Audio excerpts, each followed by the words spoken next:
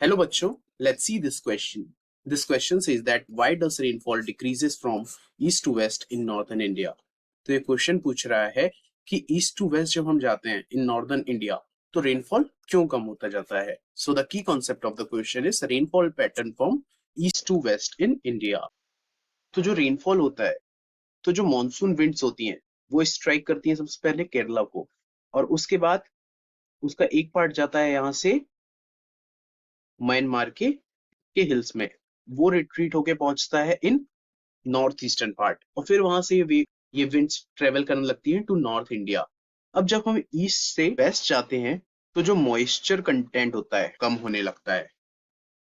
So the rainfall decreases from the east to west in northern India because there is a decrease in the moisture content of the winds. As the moisture bearing winds of the Bay of Bengal branch of the southwest monsoon move further and further inland, the moisture gradually decreases and result in the low rainfall when moving westwards. Consequently, state like Gujarat and Rajasthan in western India gets very little rainfall.